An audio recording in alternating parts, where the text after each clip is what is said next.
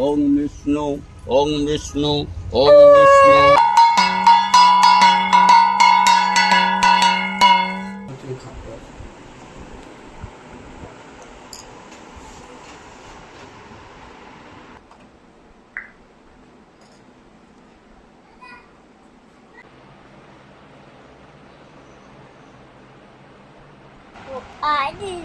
বলো অ আ অ আ।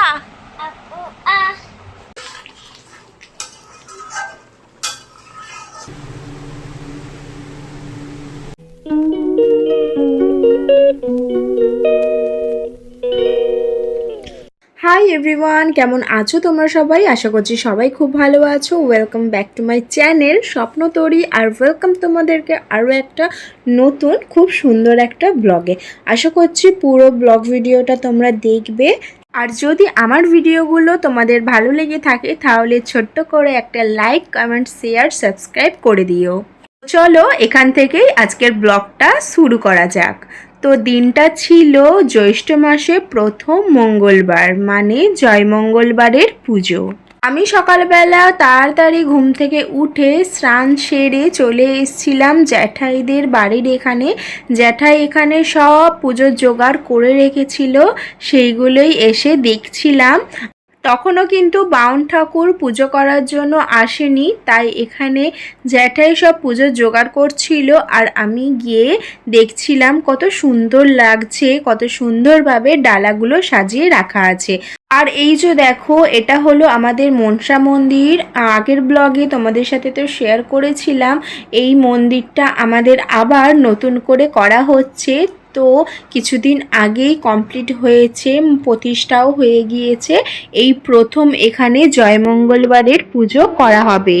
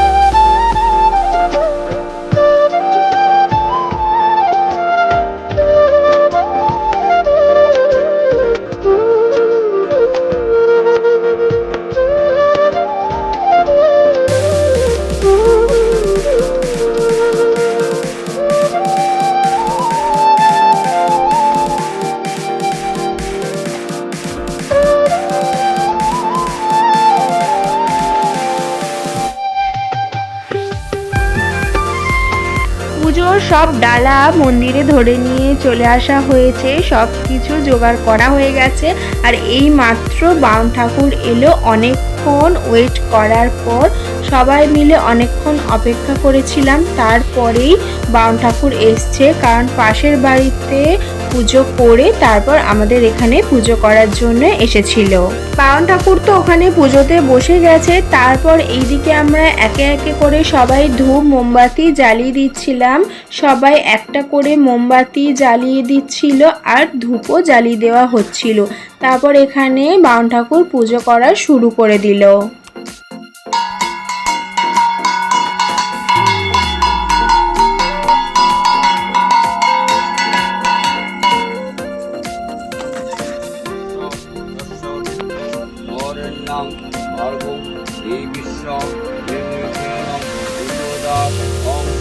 সুপর্ণা ভান্ডারী আর শ্রাবণী ভান্ডারী। সুপর্ণা ভান্ডারী, শ্রাবণী ভান্ডারী, সুপর্ণা ভান্ডারী, চন্দ্রশ্রী গোত্র। শ্রী বিষ্ণু নমো নমোদ্য জ্যৈষ্ঠ মাসে শুক্লপক্ষে তৃতীয়াং দয়া সুপর্ণা ভান্ডারী দাস শ্রাবণী ভান্ডারী দাস দশ ঋতু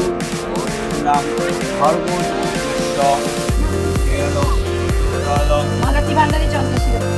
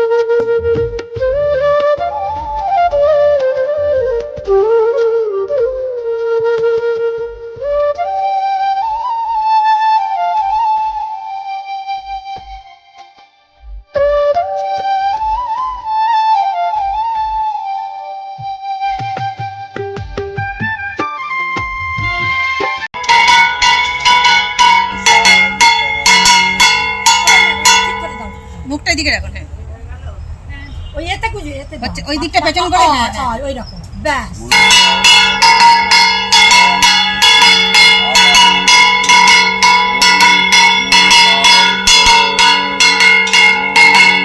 ওখানে তো পুজো হচ্ছে, পুজোর ওখানে দাঁড়িয়েছিলাম। আর এই যে দেখো আমার বেটু আসছে, বেটু কিন্তু ঘুমাচ্ছিল এতক্ষণ, এই সবে ঘুম থেকে উঠে পুজোর এখানেও চলে এলো।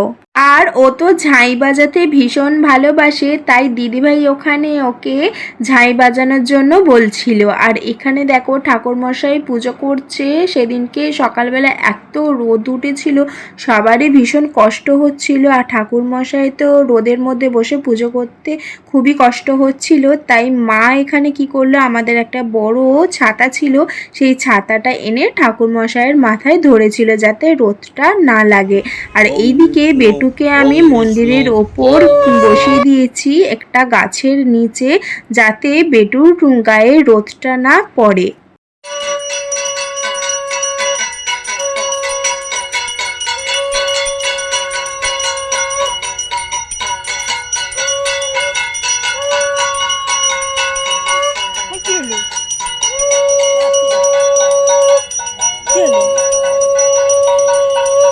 বলবেন হয়েছে, বলুন।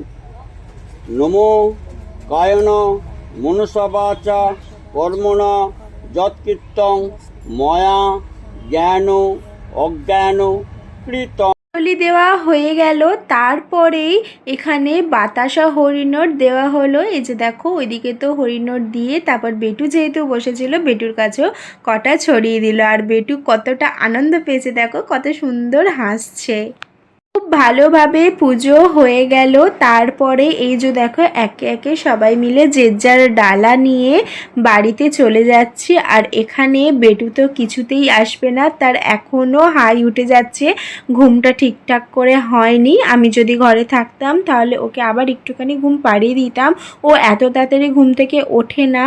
পুজো শেষ হয়ে যাওয়ার পর তো বাড়ি চলে এলাম। আর এখানে দেখছি এসে তোমাদের দাদাভাই অফিস যাওয়ার জন্য বেরোচ্ছে। তো আমি বললাম তোমার চশমাটা কেন পরোনি, গাড়ি চালিয়ে যাবে, ওটা পরে নাও বলে তোমাদের দাদাভাইকে আমি চশমাটা দিয়ে দিলাম। সেটা পরে অফিসের জন্য বেরিয়ে পড়লো। তারপরে আমি এর দিকে বেটুর খাবার করতে চলে এলাম। বেটু যেহেতু তাড়াতাড়ি উঠে পড়েছে, তাই তাড়াতাড়ি খাবারটা করে খাইয়ে দেব। তাও কিন্তু অনেকটাই লেট হয়ে গেছিলো যেহেতু পুজোর ওখানে ছিলাম। তারপর বেটুকে খাইয়ে ফ্রেশ করিয়ে আমি একদম চলে এলাম ওপরে। এসে এবার আমার বিছানাটা ভালোভাবে গুছিয়ে নেব। যেহেতু সকালবেলা তোমাদের দাদাভাই আর বেটু ঘুমাচ্ছিল, তখন আর করতে পারিনি, আমি চলে গিয়েছিলাম সকালবেলা উঠেই নিচে, তাই হয়নি সকালবেলা বিছানা গোছানো। জানো তো কোনো দিনই সকালবেলা ঘুম থেকে ওঠার পরেই আমি বিছানাটা গোছাতে পারি না, কারণ কি বেটুও ঘুমিয়ে থাকে আর তোমাদের দাদাভাই যদি বাড়িতে থাকে সেও ঘুমিয়ে থাকে, তো কখনই হয় না আমার সঙ্গে সঙ্গে বিছানা গোছানো। যখন পুজো করতে আসি ওপরে তখনই আমি সুন্দর করে আমার বিছানাটা গুছিয়ে ফেলি।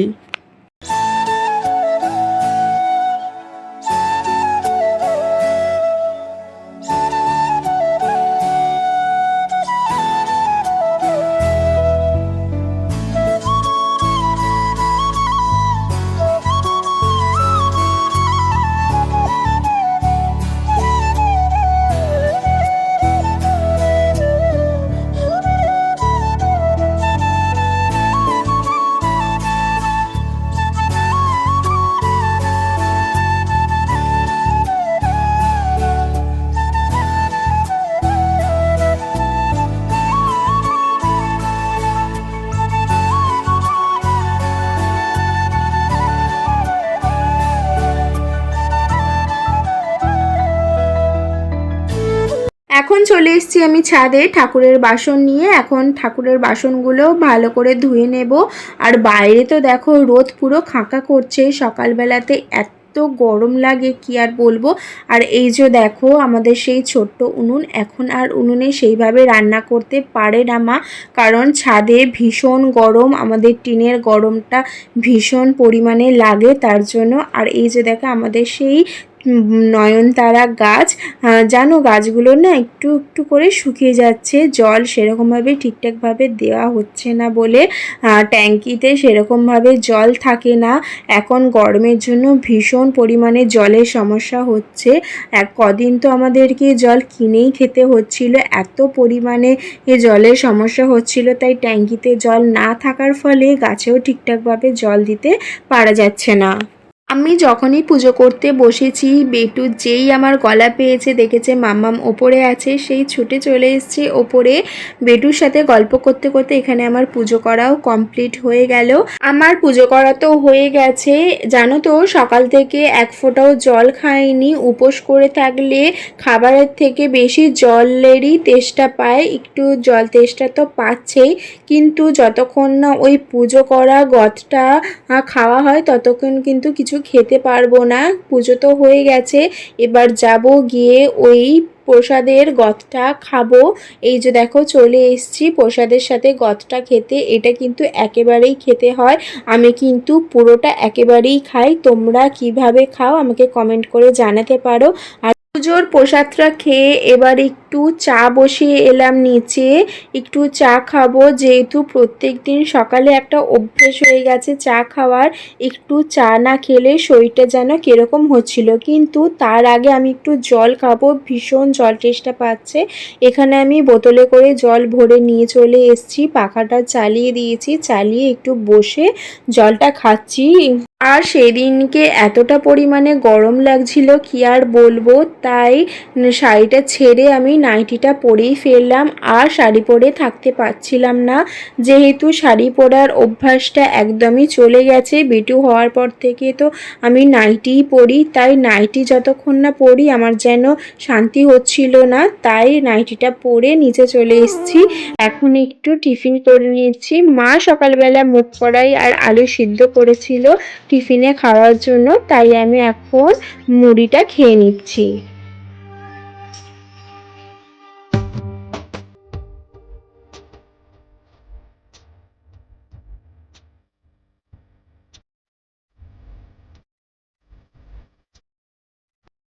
তুই আপ, তুমি আপ।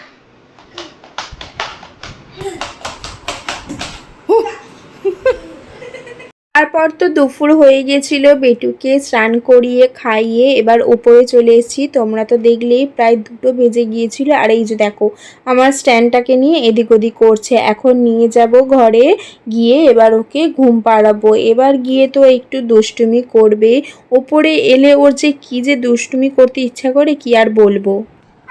মা এসি রিমোট কই?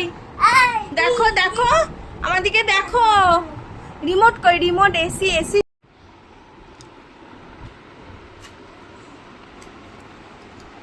পেন কই? পেন পেন কই? কোথায় বলো? পেন দাও, বলো পেন দাও। অ আ বলো, বলো অ আ, অ আ। বেটুকে ঘরের মধ্যে নিয়ে চলে এসেছি। আর এখন একটু এসিটা চালিয়ে দুজন মিলে বসে একটু খেলা করছিলাম। বেটুকে ওষুধ খাওয়ানোর ছিল, ওষুধ খাওয়ালাম, জল খাওয়ালাম, সব কিছু খাইয়ে দিয়ে এখন খাতা পেন দিয়েছি। ও বসে একটু লেখালেখি করছিল। আর এখন দেখো উপর থেকে নিচে ফেলে দিয়েছে, এখন আমাকে বলছে মামাম নাবিয়ে দাও। এবার ওকে একটু নাবিয়ে দিই, তোমাদের সাথে কথা বলছি, তাও আমাকে কথা বলতে দেবে না। বেটু এতটাই দুষ্টুমি করছিল যে আমি আর ভয়েসটা দিইনি। তো আমি তোমাদেরকে এটাই বলছিলাম যে তখন তো 2টো বেজে গিয়েছিল। দুপুরবেলা তো আমরা মুগ কড়াই সিদ্ধ আর মুড়ি খেয়ে নিয়েছিলাম, আর যে কোনো টাইম একটা ফলার খেতে হয়। তো দুপুরবেলাতেই ফলারটা খাবো। মা দিদিভাইদের বাড়িতে ফলারটা মাখা হচ্ছে, ওখানেই আছে, মা নিয়ে আসবে, নিয়ে এলে আমরা খাবো মা আর আমি দুজনে।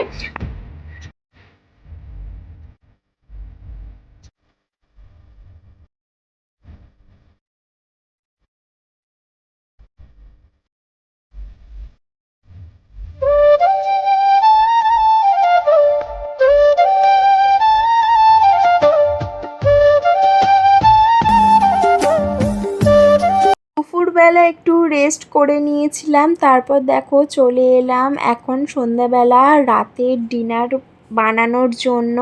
এখানে দেখো আমি আলু পটল কুমড়ো কেটে নিয়েছিলাম, সবগুলো দিয়ে একটা তরকারি বানাবো।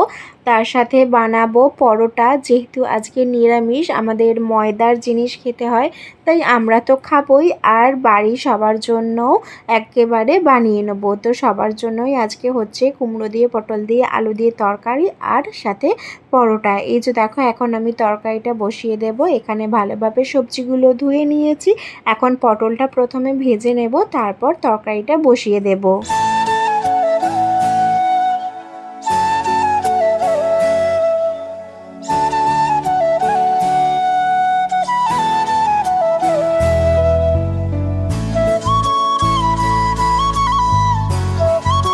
এখানে তো আমার তরকারি হয়ে গেছে, একদম মাখা মাখা করে কুমড়োর তরকারি করলাম। আর জানো তো আমাদের কুমড়োর তরকারি হলে একটু হালকা করে মিষ্টি দেওয়া হয়।